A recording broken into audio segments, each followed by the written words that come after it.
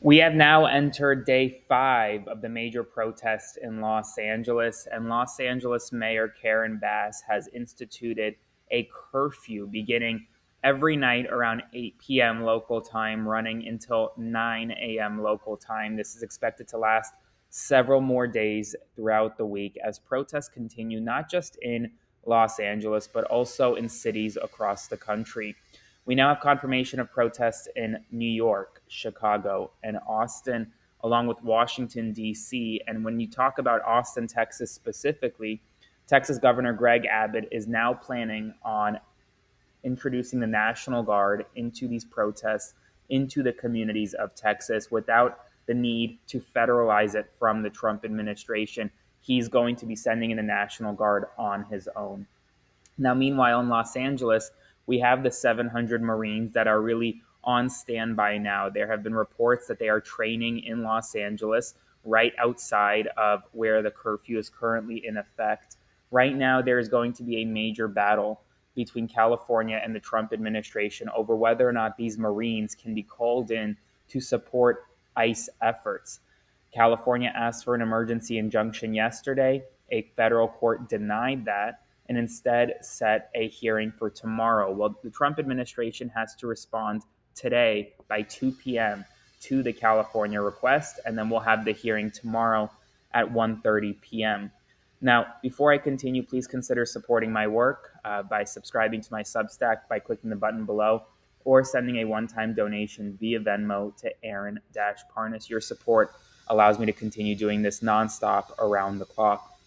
Right now, according to MSNBC, ICE raids are going to be expanded, and they're going to be expanded fast across the country. We now have confirmation from MSNBC reporting that 5 cities or areas will face ICE raids in the coming days and weeks. ICE will be sending tactical teams to Seattle, Washington, to the Northern Virginia area, to Chicago, to New York City, and to one other city across the country, to Philadelphia. These tactical units will be responsible for conducting additional ICE raids as the Trump administration wants to increase its daily quota of arrests to 3,000 arrests. Now, be aware, in Miami this weekend will be the first round of the FIFA Club World Cup. And ICE and CBP have both said that they will be there to, quote, provide security. But now we're learning that they're also essentially telling those traveling into the United States of America from foreign countries to carry their legal documentation, proof of legal status. It just shows that we live in a reality now where you can't even attend a soccer game without potentially being asked to show your papers. In addition, Florida child welfare officials transferred a 17-year-old Honduran foster child who was living with a foster family in Pensacola, Florida, in their home after being essentially put into foster care for living in a shelter without any food or water or sufficient resources in Florida. He came over across the border with his mother.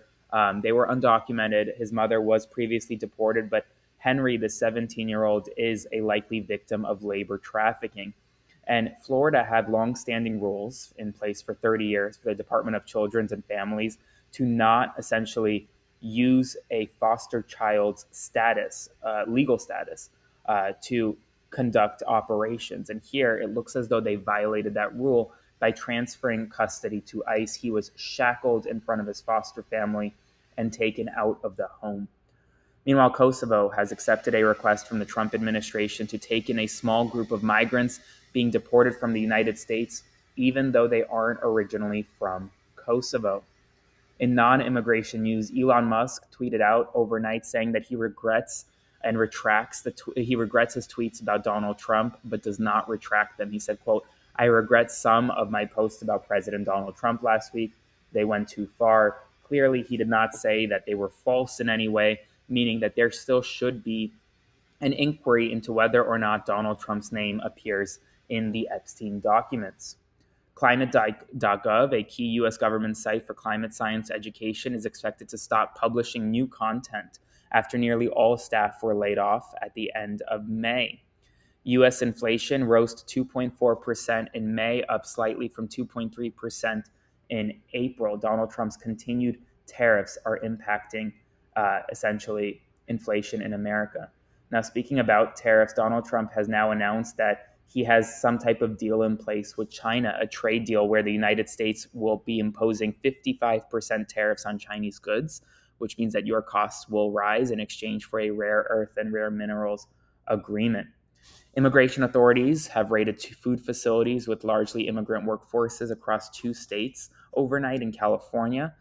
In Ventura County, ICE targeted several agricultural sites. And Donald Trump is also planning on phasing out FEMA following hurricane season. That's all the news right now. If you want to support my work, subscribe to my Substack by clicking the button below or send a one-time donation via Venmo to Aaron-Parnas, and I'll see you soon.